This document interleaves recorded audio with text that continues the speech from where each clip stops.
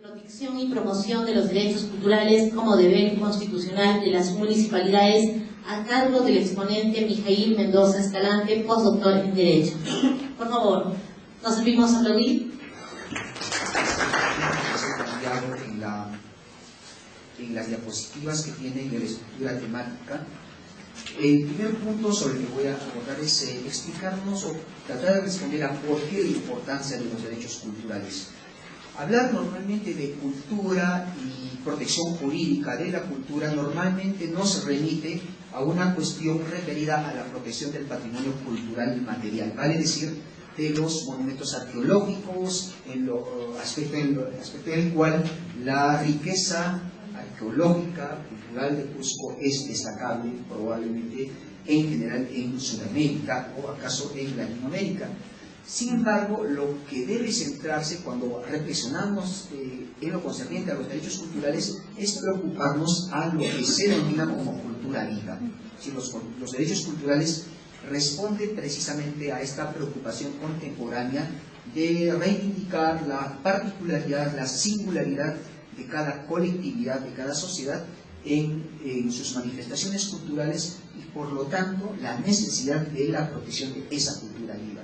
Si no se trata tanto de pensar únicamente en Cusco como el santuario donde está establecido las grandes ruinas de Sacsayhuamán, Machu Picchu y las otras que existen, sino en la reivindicación de la cultura viva en sus distintas manifestaciones, para partir desde el quechua, desde las danzas originarias, la comida típica, la indumentaria típica. Entonces, de eso es de lo que estamos hablando cuando se trata fundamentalmente de la protección de derechos culturales. La razón por la que es importante, seguro en Cusco y principalmente en Cusco, abordar esta temática es justamente en el hecho de que sea Cusco la región con mayor riqueza cultural, y no solamente a nivel de Cusco provincia, sino de Cusco región. La diversidad de manifestaciones culturales justifica que a nivel de municipalidad provincial deba tener un tratamiento específico sobre la protección de esas distintas manifestaciones culturales.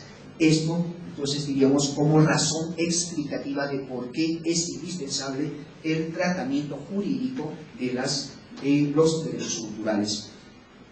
Yo voy a partir de la siguiente tesis. Contra lo que normalmente pensamos sobre los derechos culturales, son un sector, una especie de un género que vienen a ser los derechos fundamentales de la persona. Pero ahora bien, ese sector normalmente pensamos que el órgano encargado de la protección de estos derechos culturales es el Estado, y esta es una intuición más o menos correcta, pero no del todo correcta si atendemos a la estructura del Estado que hoy fundamenta o que sustenta nuestro sistema constitucional.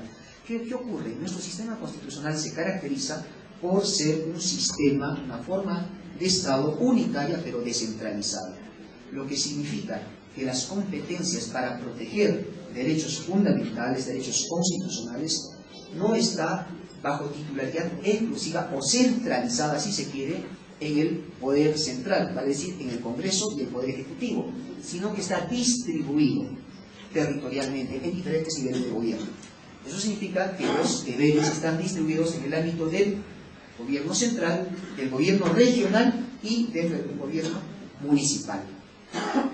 Entonces diríamos que la primera tesis sobre la que debemos afirmarnos es que las municipalidades tienen competencias directas en la protección de derechos culturales.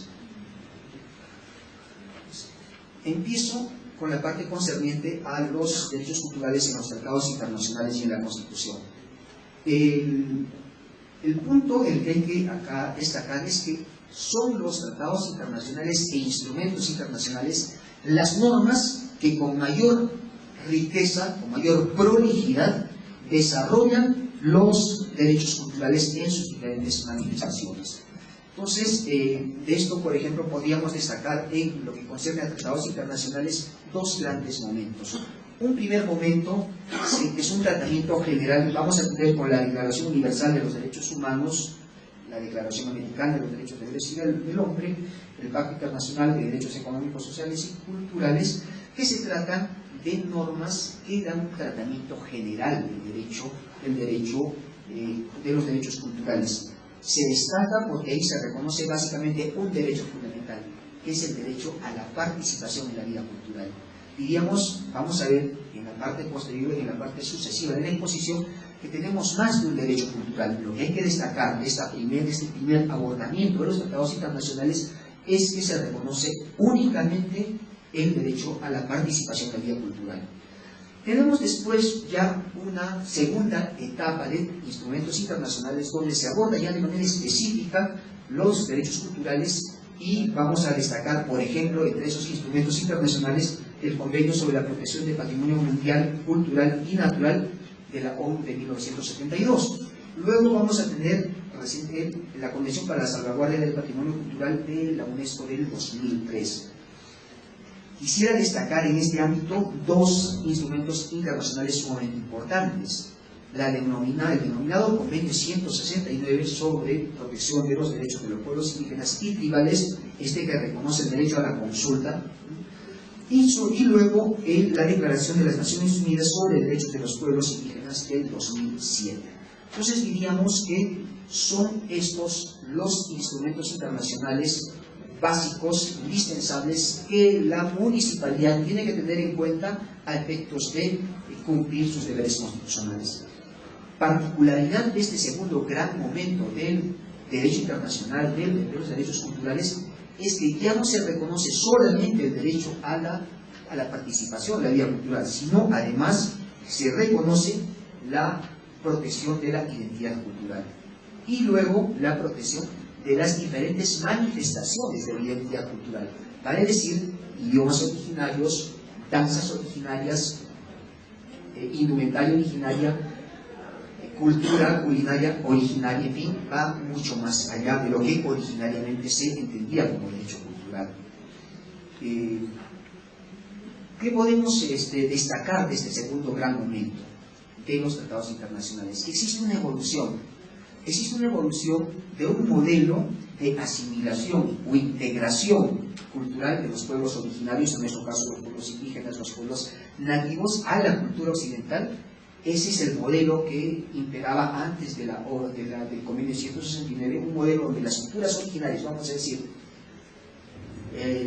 los chancas, los quechuas o los collas, ¿no? Son integrados a nuestras costumbres, entre comillas, occidentales. Ese es el modelo integracionista que se propugna antes del Convenio 169. Pero introducido el Convenio 169 y con la Declaración de las Naciones Unidas, lo que se produce más bien es el planteamiento de un modelo alternativo, y es un modelo pluralista de culturas. Si no se trata en definitiva de que las comunidades originarias, las culturas originarias se asimilen, se integren al modelo cultural occidental, sino que éstas conserven sus manifestaciones culturales originarias en igual dignidad que el modelo cultural occidental. Y esto no se trata de una propuesta política, sino de un desarrollo constitucional, de un desarrollo a nivel de los derechos, del derecho internacional de los derechos culturales. Implica, entonces, para sintetizar este punto, que todas las culturas, vamos a decir, la cultura quechua, la cultura aymara y todas las subculturas de la zona son reconocidas como manifestaciones culturales tan iguales, tan dignas como cualquier otra manifestación cultural de corte occidental. De eso se trata. Ahora, ustedes probablemente me dirían, ¿y en qué es importante que nosotros conozcamos, o la municipalidad, por qué es importante que la municipalidad conozca los instrumentos internacionales? Decía que la premisa es que todos estos instrumentos internacionales, de acuerdo al artículo 51 de la Constitución y la cuarta disposición final transitoria de la propia norma fundamental, vinculan, obligan al Estado a respetar todos los instrumentos internacionales. Y cuando decimos Estado, decíamos no solamente es el gobierno central, es también los gobiernos regionales y los gobiernos municipales. Y como veremos posteriormente, es fundamentalmente la municipalidad el órgano público encargado, de acuerdo al diseño constitucional, de cumplir con los deberes constitucionales referidos a los derechos culturales. De ahí la importancia de por qué tengamos que conocer esos instrumentos. Ahora bien, aspecto importante en materia de instrumentos internacionales también es el de la Declaración Universal de Derechos Lingüísticos y la Declaración de Friburgo sobre Derechos Culturales. Aquí de lo que estamos hablando es cómo se está protegiendo en gran ámbito las diferentes manifestaciones de los idiomas originarios, ¿no? Y un tratamiento integral que se ve reflejado en la Declaración de Friburgo de Derechos Culturales. Ahora bien, estando en este punto, la pregunta es, ¿cómo ha sido desarrollado esto en nuestra Constitución? En la Constitución se han reconocido todos estos elementos, por ejemplo, el derecho a la participación en la vida cultural, el 217, el derecho a la identidad étnica y cultural.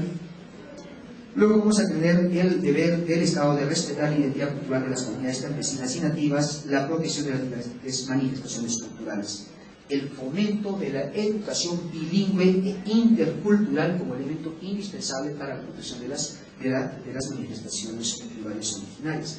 En síntesis, la Constitución recoge los elementos básicos de los instrumentos y tratados internacionales. Pero ¿cuál es la singularidad que no recoge, que no llega a desarrollar? Es que los tratados e instrumentos internacionales son instrumentos prolíficos, son instrumentos exhaustivos, que desarrollan diversos aspectos con detalle que no están establecidos en la Constitución, y hoy por hoy en Perú, hasta ahora, no hay tampoco una ley integral sobre protección de derechos culturales, ni tampoco a nivel de las municipalidades como tampoco de gobiernos regionales. De modo tal que en la actualidad continúa siendo indispensable el que las municipalidades, justo, tengan en cuenta todos los contenidos establecidos, las obligaciones, deberes que se derivan de los instrumentos internacionales, como los que he mencionado antes. Entonces, dicho esto, entonces diríamos, pasaría a lo que es el tratamiento del concepto de los derechos culturales. Que desde este punto he venido presuponiendo más o menos un concepto de derecho cultural, porque diríamos, por una primera aceleración, derechos culturales son aquel sector o aquella especie del género, derechos fundamentales de la persona, pero que están referidos directamente a la cultura, así como hay derechos laborales, derechos fundamentales que están referidos al ámbito laboral, hay derechos económicos que son derechos de la persona que están referidos a la actividad económica, como la libertad de empresa, la libertad de trabajo. Hay derechos culturales que son derechos fundamentales que están referidos al fenómeno, a la actividad cultural. De inmediato, dicho esto, entonces, hay que entender derechos culturales como aquellos derechos cuyo objeto de protección es la cultura. En la acepción amplia de cultura, es decir, entendiendo por este concepto toda manifestación de la creatividad humana y de su modo de vida, como que de inmediato ustedes están practicando. Entonces, de pronto, normalmente lo que hemos entendido por cultura es esta forma occidental de entender cultura como el acceso a la literatura, a la poesía, al arte dramático, al cine, de la cultura clásica, pero de una concepción, diríamos, restringida. La protección de los derechos culturales también supone una protección amplia. Cultura no solamente son las manifestaciones típicas, cultura es toda manifestación de creatividad humana a través de sus modos cotidianos de vida y en particular de sus formas culturales específicas, vale decir, idioma, danza, alimentación, atuendos, vestimenta, entonces organización social. Entonces todos estos elementos, lo que conocemos como cultura viva, vienen a estar protegidos por los derechos culturales. Entonces diríamos, característica es que entonces del concepto de derechos culturales, como ustedes verán, es que no es la titularidad, en derecho como denominamos titularidad, a quién es el titular de un derecho, a quién corresponde un derecho. Hay algunos derechos que son individuales y otros que son colectivos. La particularidad de los derechos culturales es que tienen esa doble naturaleza. Son individuales porque es el derecho de cada uno de nosotros, por ejemplo, a hablar quechua o a vestirnos con la indumentaria típica de la zona de la que provenimos. En el caso de Sicuani, de pronto se me ocurra vestir un momento como hanchi, que es la indumentaria típica de mi zona. Y luego diría, el otro aspecto es el aspecto colectivo, que es el derecho de todos nosotros como parte de la sociedad cusqueña de poder, por ejemplo, celebrar el Corpus Christi o el Cusquelacui en su forma tradicional, Entonces digamos, es esta protección de tanto como individuos individualmente considerados o como sujetos parte de una colectividad. Ahora bien, yo me estoy refiriendo en este punto de manera plural. Paso a una diapositiva que ustedes tienen ahí donde yo identifico de cuáles son los derechos culturales. Estamos hablando de por lo menos 5 derechos culturales. ¿Sí? Eso significaría que los derechos culturales comprenderían los siguientes de manera específica. El derecho de acceso a la cultura, luego vamos a tener el derecho a participar en la cultura, luego el derecho a la identidad cultural, luego el derecho a manifestar o practicar la propia cultura y finalmente el derecho a la protección de su cultura o del patrimonio cultural. Yo voy a pasar a explicar cada uno de estos derechos con detenimiento. ¿Con qué finalidad? Con la finalidad de que la municipalidad, ustedes en la condición de funcionarios, entiendan cuáles son los correspondientes deberes que existen. Cada uno de estos derechos exige deberes a cumplir por parte de la municipalidad. Por lo tanto, para identificarlos necesitamos previamente conocer cuál es el contenido de cada uno de estos derechos. En cuanto a lo primero, el derecho de acceso a la cultura, ¿qué cosa reconoce? Reconoce el derecho de conocer, gozar, disfrutar de la cultura, de toda manifestación cultural, de toda manifestación de la creatividad humana. Y en esto, por ejemplo, hay que destacar la literatura, la poesía, el teatro, el cine.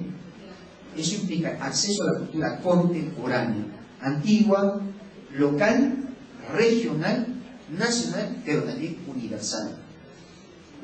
Seguro, no podemos entender algunos procesos políticos contemporáneos si nosotros no conocemos qué es lo que está pasando en la elección del jefe de gobierno en Francia, Sarkozy, por ejemplo, ¿no? Y entender los problemas de las fluctuaciones de las relaciones económicas en función de los quiebres que hoy sufre el euro. Bien, solamente podemos entender nuestro proceso económico si tenemos la posibilidad de acceder a esa información.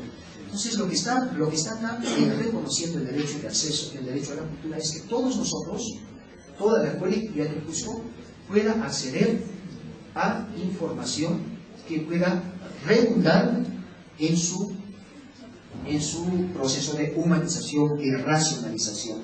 Cuando decimos acceso a la cultura, se trata de acceder a todos aquellos productos de la cultura que nos permitan sensibilizarnos ante los valores de la vida, sensibilizarnos ante la naturaleza y entender mejor nuestro sentido de humanidad y hacernos menos irracionales.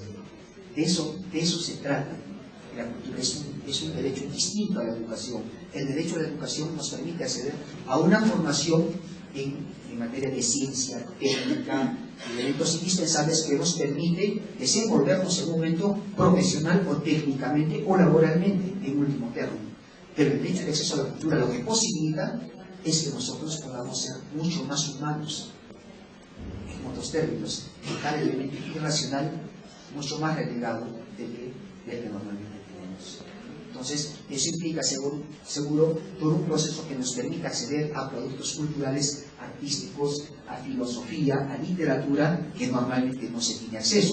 Yo preguntaría, por ejemplo, el derecho de acceso a la cultura implicaría, por ejemplo, que nosotros en cualquier biblioteca de la ciudad de Cusco, de la municipalidad, podamos acceder de pronto a la enciclopedia británica. No sé si esto es posible.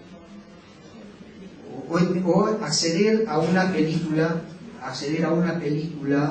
importante, a un cine europeo, pienso en cine europeo, o al cine latinoamericano. El cine latinoamericano crítico argentino, el cine peruano también existe, está muy, vamos a decir, bastante escondido, pero que también existe en esa producción. Entonces diríamos que acceso a la cultura implica que la colectividad del Cusco pueda acceder a un cine, a un teatro, a una radio cultural, a una televisión cultural.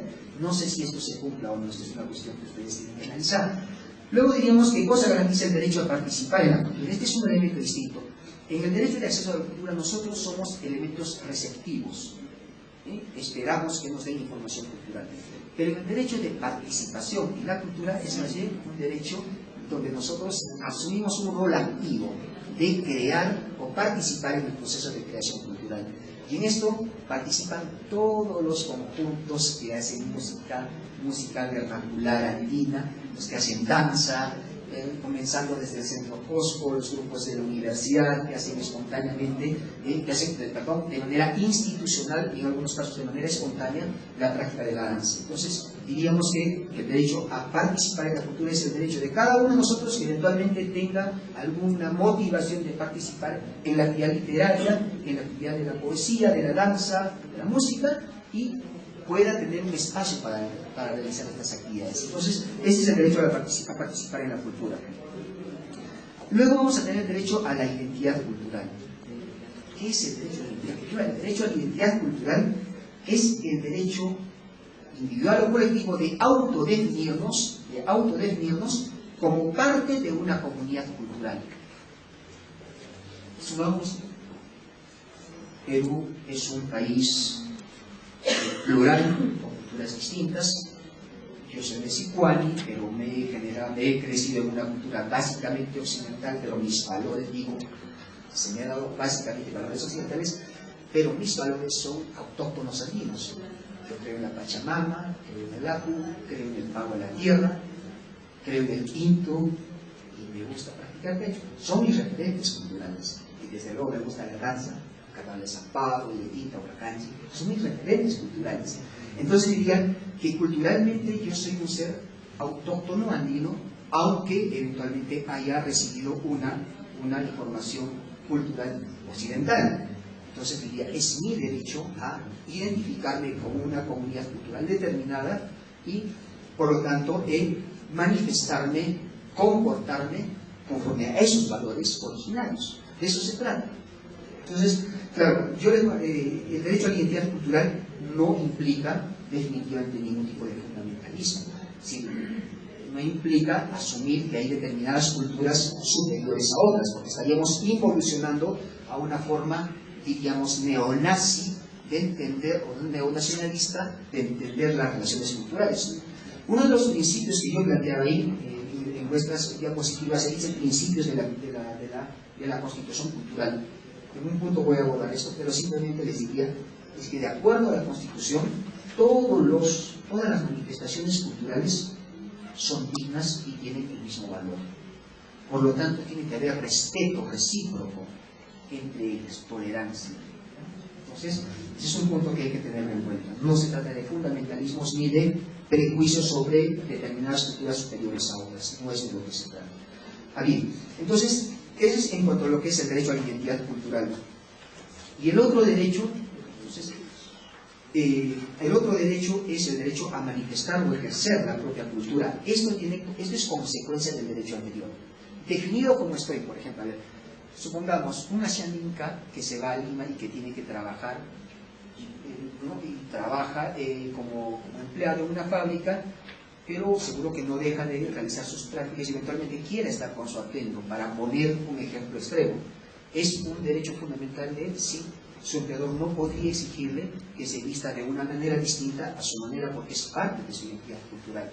Si eventualmente en el momento de reposo o de pausa o de break decide acudir, echar un poco de coca, porque eventualmente sea práctica de su comunidad, puede hacerlo y el empleador no tendría ninguna autoridad o fundamento para prohibirle esa actividad, por ejemplo. Entonces, ¿qué cosa es lo que está recogiendo el derecho a manifestar o ejercer la propia cultura? Que todas nuestras manifestaciones culturales, una vez identificados con una cultura, podamos realizarlos y debamos realizarlos de manera legítima, sin que estas manifestaciones culturales puedan ser prohibidas por el Estado o por particulares. Si bien, pero implica eso, eventualmente puede ser un poco gracioso. Implica, a título de ejemplo, lo siguiente. Es la libertad, por ejemplo, la libertad de practicar el idioma, la libertad de llevar la vestimenta típica, los atuendos típicos, las costumbres, las tradiciones, la organización social, el aire, por ejemplo, la danza, el arte gastronómico, las costumbres medicinales, la artesanía, los ritos, las fiestas. Todos estos elementos, digamos, son manifestaciones de la identidad cultural y tienen que ser protegidas por el Estado. Y lo que a ti interesa, tal vez, que no sean prohibidas por el Estado ni por particulares. Asumamos, por ejemplo, yo entiendo que un lugar es Patacancha, Ollantaytambo, cerca de Ollantaytambo, los niños normalmente visten con su traje típico y van de esa forma a sus centros educativos. Sería inconstitucional si el Estado o el Ministerio de Educación o el centro educativo le prohíbe a ese niño ir con su indumentaria típica justificando razones de cualquier tipo. Hay un derecho fundamental que estos niños puedan ir con su indumentaria. Sería inconstitucional, lesivo a la libertad, al derecho a la práctica de la identidad cultural, si por ejemplo una comunidad tiene que escuchar misa en castellano cuando en realidad su idioma originario es el quechua. Obviamente en nuestra colectividad la mayoría es bilingüe y hablan el quechua y castellano. No es de lo que se trata. El idioma, la vestimenta, se tratan de signos culturales, de signos de la dignidad del colectivo al que se pertenece. Por lo tanto, entonces en aquellos lugares, hablo por un caso muy concreto que conozco que no lo voy a mencionar, es que donde hay poblaciones quechua-hablantes, aun cuando todos ellos hablen también español, es el derecho fundamental de ellos a escuchar su misa en quechua. Lo contrario es una afectación al derecho fundamental, a la identidad, a la práctica de la identidad religiosa. Yo voy a destacar dentro de esto una sentencia del Tribunal Constitucional, que es un caso que fue donde se analizaba la ordenanza regional del Puno, parecido al caso que tuvo con el Cusco, donde, ¿qué dice el tribunal? Más allá de la parte resolutiva de cómo soluciona el caso, lo que razona el tribunal es que el pichado de la coca es una manifestación de la cultura autóctona originaria y por lo tanto es una manifestación de la identidad cultural y tiene que ser protegida constitucionalmente. ¿Qué dice el tribunal? El tribunal dice: cabe resaltar la íntima relación entre el cultivo y el uso tradicional de la coca como parte de un conjunto de prácticas sociales, culturales, medicinales y de intercambio comercial de determinadas comunidades de nuestro país, con el derecho reconocido por la Constitución que protege el derecho a la identidad étnica y cultural, obligando al Estado, dice, a proteger estas manifestaciones como expresión del pluralismo que constituye el principio que define el Estado constitucional y democrático de derecho. Pero lo que está reconociendo es que el acuñido de la coca, el pichado de la coca, es una manifestación de la identidad cultural de las comunidades autóctonas originarias y por lo tanto tiene que ser protegida. Tiene que ser protegida.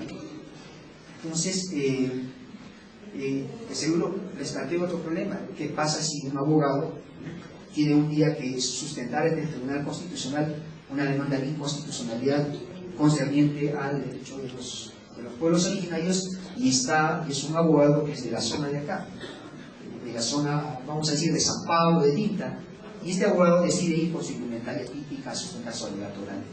Pregunto, ¿podría el presidente del tribunal prohibir que este señor vista con el terno convencional y no con su indumentaria típica? Sería inconstitucional. Se afectaría el derecho a la práctica de la manifestación de la cultura propia. Entonces, cuando ustedes verán, cuando estamos hablando de manifestación de cultura propia, no estamos hablando solamente del hecho, estamos hablando de muchas cosas más. Estamos hablando de las prácticas habituales de la organización, del idioma, de la vestimenta, de los atuendos. El caso de Chincheros es muy particular. Estas trenzas que ustedes ven, las trenzas de las damas de Chincheros, es un elemento pre-incaico, no es incaico, es pre-incaico. Entonces diríamos es un elemento que eventualmente, para quienes hemos visto algo de cine norteamericano, la mayoría no entendemos estas trenzas que las chicas morenas llevan, y entonces interesante, es hora contemporánea, no es bien en la época del pre-incarato, por lo menos en lo que concierne a Sudamérica o Perú. Entonces, todos esos elementos tienen que ser, diríamos, practicados, pero además, lo que acá interesa, protegidos por la municipalidad. Para mí, el derecho a la protección de la cultura, ¿qué cosa reconoce? Es el derecho que tenemos a que nuestras manifestaciones culturales sean reconocidas y sean protegidas. No, nuevamente esto implica idioma, vestimenta, atuendos, etc.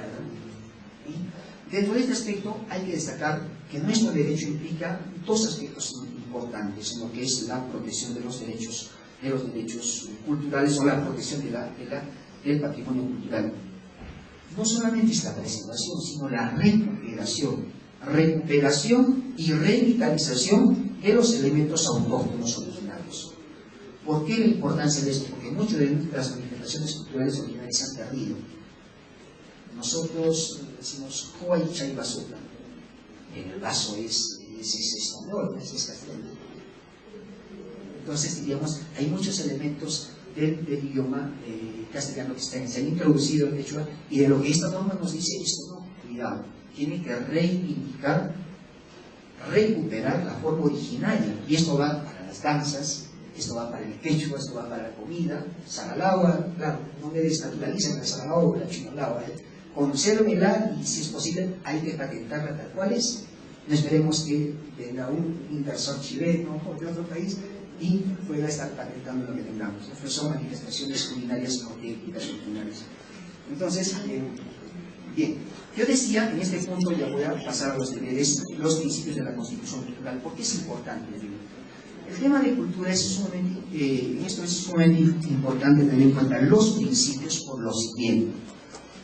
Porque he dicho hace un momento que nuestra cultura, la cultura peruana, es una cultura heterogénea. Tenemos, vamos a decir, y luego la cultura andina, en la que tenemos algunos elementos comunes seguro entre Puno, Cusco, Ayacucho, en fin, a Cajamarca, y es algo distinto, ¿no? Entonces, ¿pero a qué me refiero? Que nuestra sociedad, la sociedad peruana, está compuesta, es culturalmente heterogénea. Y eso se demuestra en las discusiones, por ejemplo, sobre lo que es el sentido del huayno o sobre lo que es el sentido de la danza. De pronto a un muchacho que puede ser también de una zona urbana, pero pienso en un muchacho de Lima, que puede estar muy identificado con el rap, por ejemplo, o con el reggaetón, no le va a interesar eventualmente para nada una marinera, o tampoco le va a interesar, ni mucho menos, una danza típica como la de nuestra zona, porque es ajena a su referente cultural. Entonces, pero eso significa que eso esté mal, ¿no? Vamos a ver que uno de los deberes de la municipalidad es precisamente prevenir los fenómenos de alienación y aculturación. Sin en perjuicio de eso, lo que hay que decir es que es tan válida en nuestra sociedad aquel grupo de personas que se identifican culturalmente con la cultura occidental. Y piensan, claro, por ejemplo, que la música clásica es buena, pero es la mejor música. Yo no diría que sea la mejor música, es una música tan buena. Es decir, la novena sinfonía de Beethoven es tan buena como lo es para mí. Me sensibiliza mucho más un Solís-Chaga y de tinta.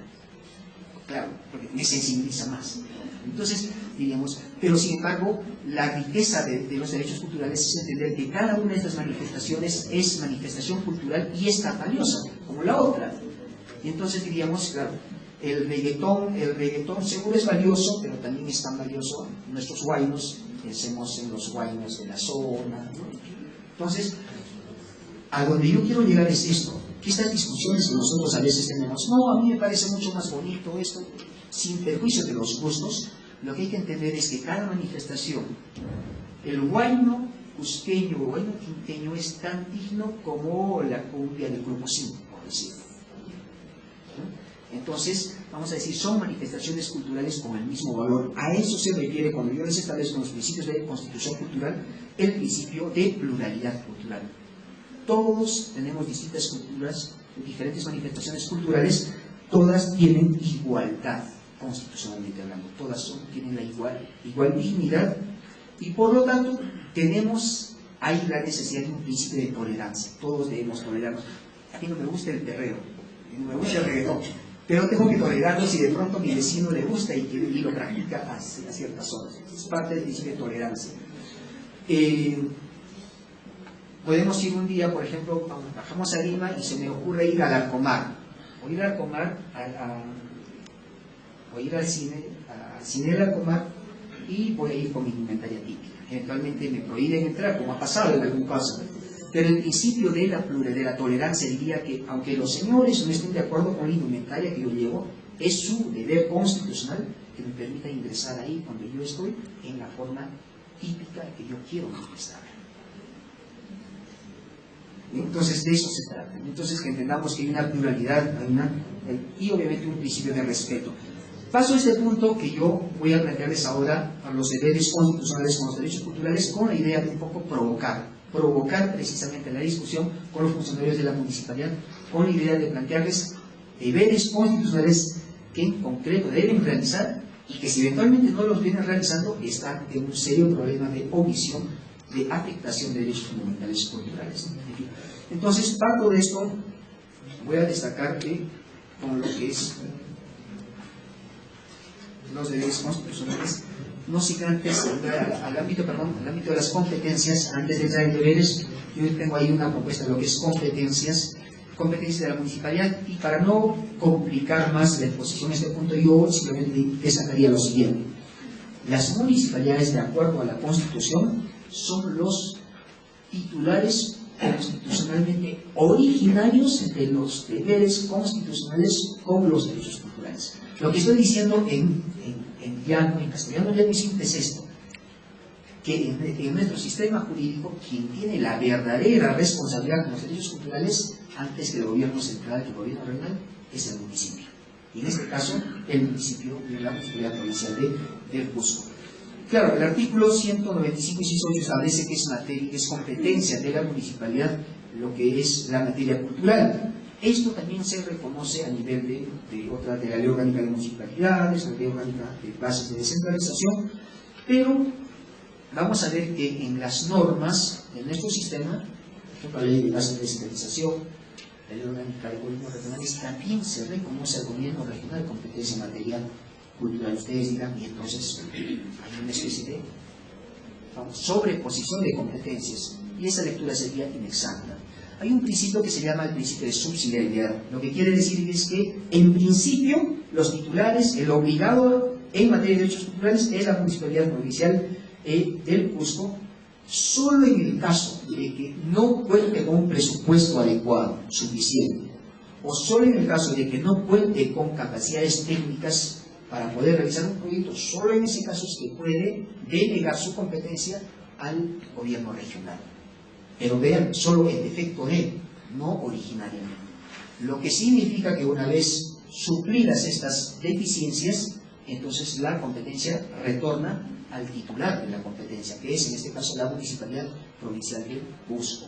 Entonces, digamos, solamente en esos supuestos es el caso donde la municipalidad va a tener o el gobierno regional puede intervenir. El Ministerio de la Cultura en este ámbito tiene una función fundamentalmente de coordinación de la política cultural. No determina qué debe hacerse en la Municipalidad del Cusco, solo establece líneas generales en materia política cultural. ¿Qué establece? ¿Cuál es el elenco de las municipalidades? El elenco de competencias de la municipalidad.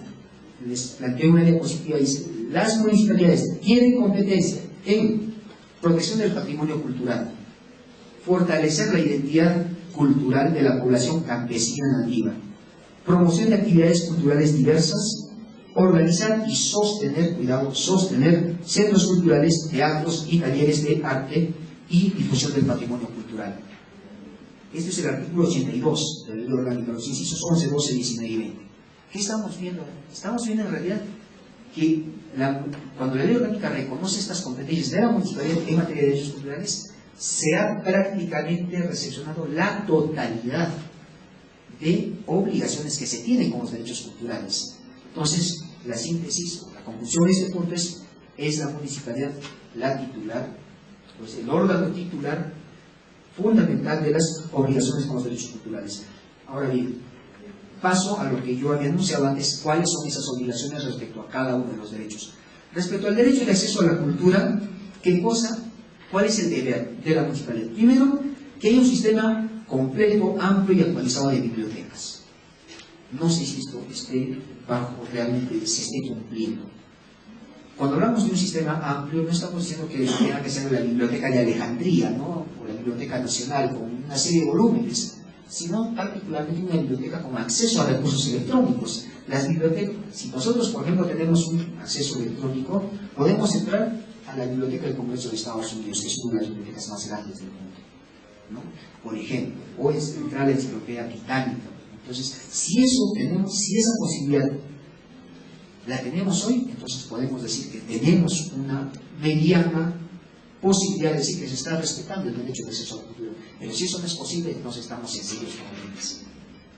De lo que garantiza el derecho de acceso a la cultura es que el niño del Cusco, de cualquier zona alejada de Cusco, pueda acceder en iguales condiciones o similares condiciones a la información que se puede acceder en Lima, o en Arequipa, o en Trujillo, Eso es lo que garantiza el derecho de acceso a la cultura. Entonces, es un sistema de acceso a bibliotecas. Pero luego implica el deber de crear cine. Hay auditorios de cine en Cusco. Luego hay auditorios de teatro. No digo, pero como deber de la municipalidad, que exista desde el punto de vista de las iniciativas privadas, es una cuestión distinta. Me refiero a si la municipalidad tiene bajo su responsabilidad o no el establecimiento, la existencia de auditorios de cine o de teatro. De eso es de lo que estamos hablando. Televisión cultural. ¿Hay televisión cultural en Cusco? No digo espacios culturales, digo un canal con exclusivo contenido cultural. Luego tendremos, ¿hay radio cultural? Digo con una programación cultural, solamente programación cultural.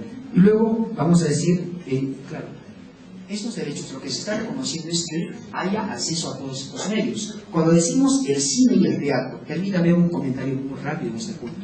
No es el acceso, de pronto no se podría pensar ahora, la municipalidad podría decir, porque no hacemos un proyecto, un contrato de concesión con Cineplanet, y Cineplanet se nos viene y nos pone un gol con muchas salas de cine. No se trata de eso.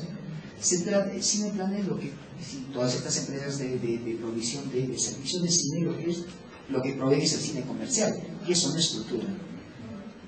El acceso a la cultura garantiza el derecho de poder ver una película reconocida, destacada, que pueda contribuir en información humana, en información humanística, ¿no? Y no contribuir en, vamos a decir, no es la exposición de sexismo, no es la exposición de violencia, de terror. Esos elementos no contribuyen en la cultura. Eso contribuye probablemente en la perversión, en la degeneración humana. Cada quien es libre, seguro de escoger los productos, pero no es eso precisamente cultura. Lo que nosotros entendemos, lo que se entiende por cultura es poder acceder a un cine de calidad, un cine que puede contribuir a la formación. No se trata de acceder a cualquier tipo de producto. Y lo mismo lo que es radio cultural, ¿no?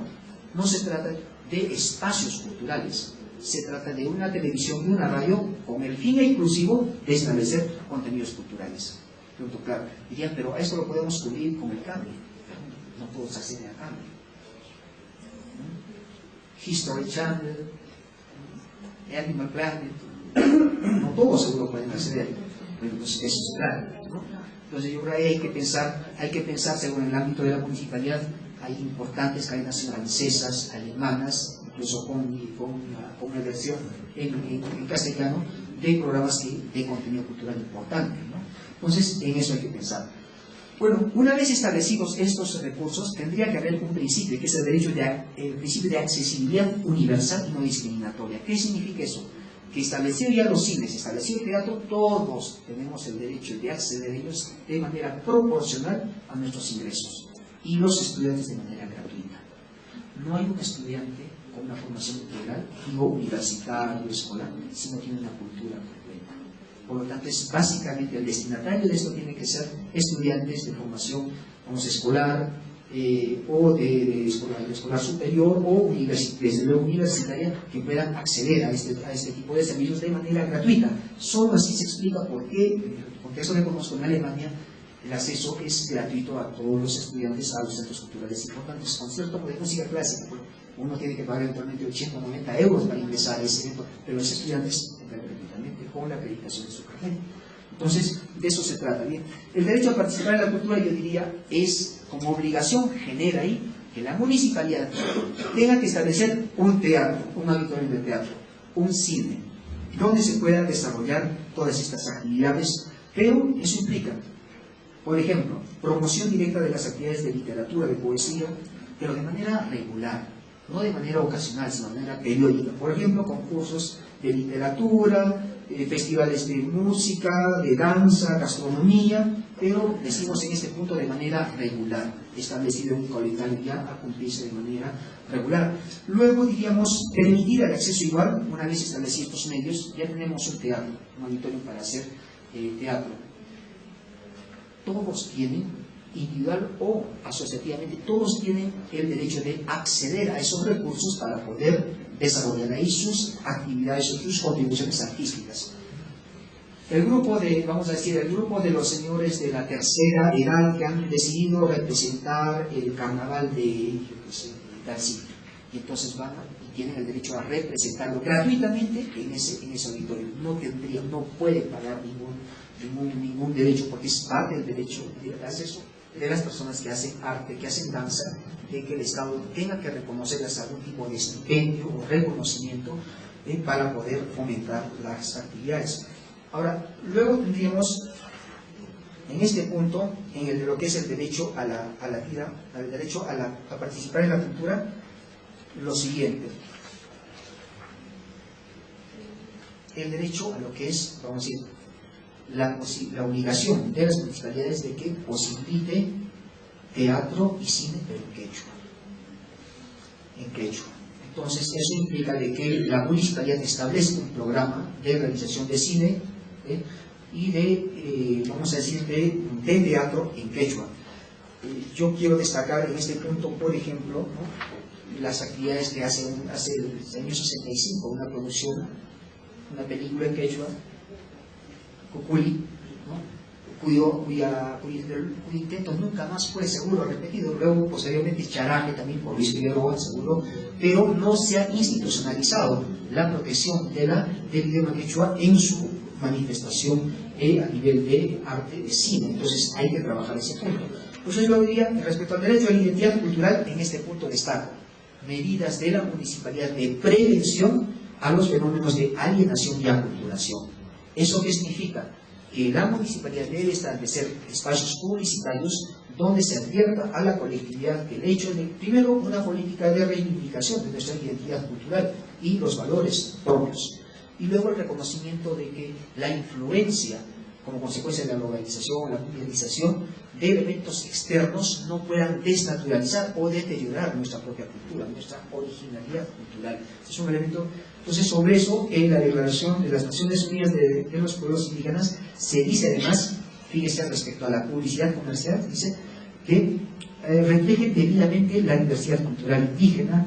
¿Eso qué significa? Significa, por ejemplo, que en los comerciales que nos exponen nos veamos nosotros como heterogeneidad reflejados y no nos pongan eventualmente a los comerciales típicos, como decir, personas con rasgos caucásicos o europeos que eventualmente no son precisamente parte de nuestro componente cultural. Yo no me siento reflejado. Eso es lo que se pone en manifiesto en esta norma. ¿Sí? La colectividad no se siente reflejada cuando ve que quienes protagonizan sus comerciales o los anuncios publicitarios en la pared, pienso en la universidad, por ejemplo, con personas que no son precisamente las características raciales o étnicas. Entonces, de lo que se trata es, la norma internacional dice, que nos veamos reflejados como componente heterocultural. Luego diríamos el derecho a manifestar o ejercer la propia cultura. Aquí es la política de la municipalidad de establecer actividades que promuevan el idioma, la vestimenta, los atuendos típicos, la cultura gastronómica. Bien. Ahora, respecto al derecho a la protección a la cultura, ahí sí quisiera destacar elementos importantes. Decía, no solamente es recuperación, sino también es revitalización. ¿Cómo? Por ejemplo, para tal efecto, producción a cargo de la municipalidad, producción de cine en quechua. Producción de cine en quechua, pero con temático andino rural. ¿Por qué es esto importante, señores?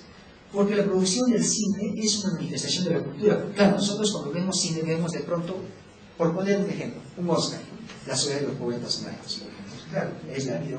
O pensar en Mete Villante, por ejemplo, ¿no? Es la vida, La Sociedad de los Poetas Muertos. Los problemas de muchachos que están en high school, en el colegio, ¿no?, y que tienen problemas respecto existenciales. En fin, ¿me dice eso algo de mi realidad? ¿En qué contribuye a reflexionar sobre mi realidad?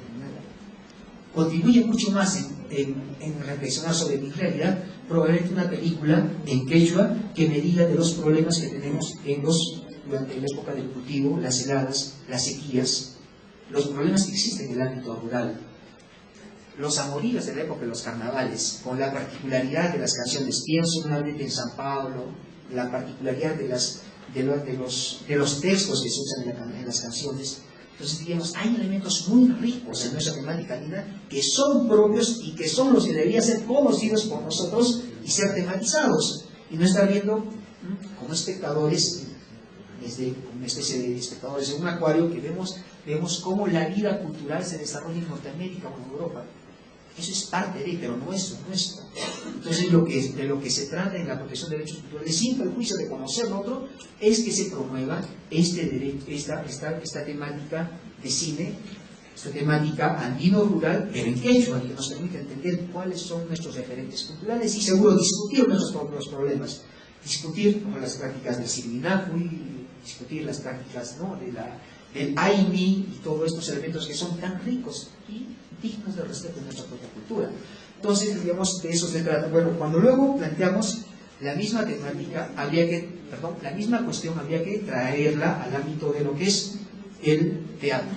Si hay cine en quechua, tiene que haber también un teatro en quechua con temática andino-rural. Literatura en quechua, poesía en quechua, televisión en quechua, radio en quechua. Y entonces, para esto podemos citar incluso la Declaración Universal de los Derechos Lingüísticos, que además ha ido mucho más allá. Pongo en consideración de ustedes, de las autoridades de la municipalidad, atención en quechua por las entidades públicas. Y esto además ya ha sido recogido por la Ley sobre Lenguas Originarias del Perú, publicado el año pasado. Hay un deber de las municipalidades de establecer un sistema de atención en quechua. Nuevamente podría decirse, pero si todos casi hablan castellano, ¿para qué? No, se trata de una cuestión de identidad cultural y por lo tanto el deber de que se cumpla con este tratado. Como experiencia, en el caso español, por ejemplo, ustedes van a ver, los gallegos o los vascos, cuando van a Madrid y tienen que ser atendidos por una entidad pública, ellos se manifiestan en su idioma, no lo hacen en castellano, pese a que saben castellano. Pero hay algunos casos distintos, ¿no? Pero es una manifestación de su signo cultural. Y ellos quieren identificarse como vascos, no como españoles.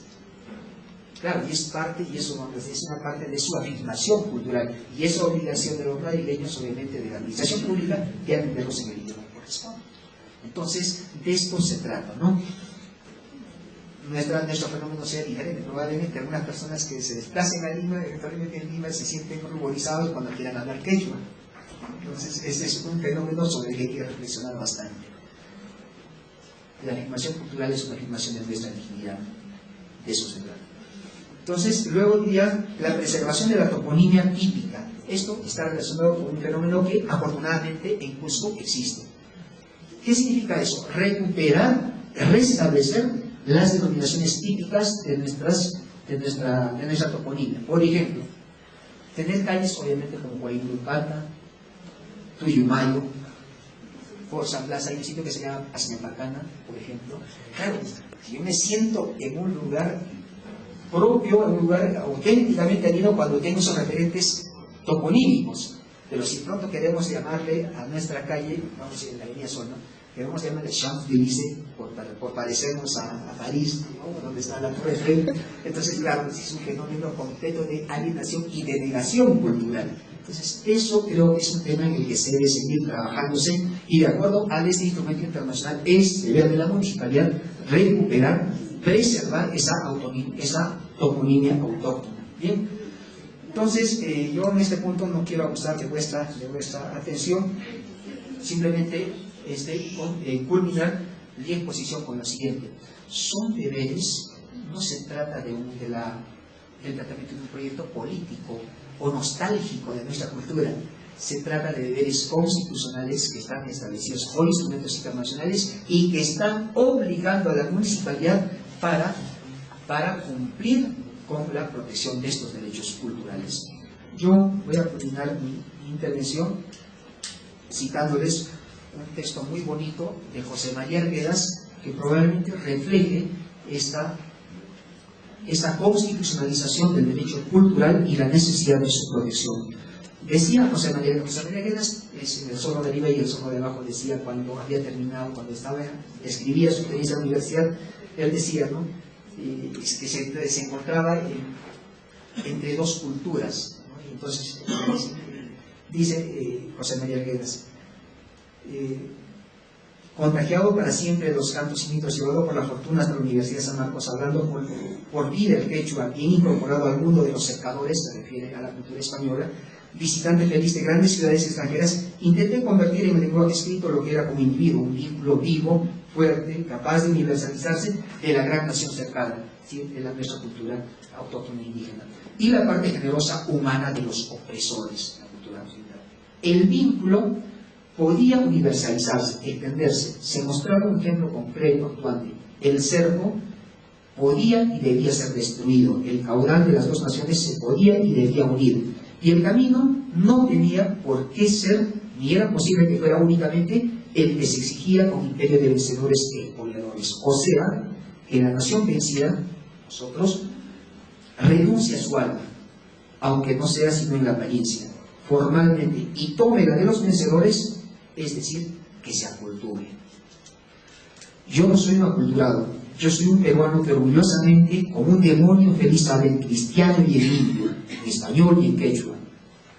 Son estas expresiones las que he querido compartir y concientizar según la municipalidad y los operadores de la responsabilidad que tienen en la conservación y la protección de nuestra cultura, lo que significa, en último término, la protección y conservación de nuestra propia dignidad como colectivo. Gracias por vuestra atención.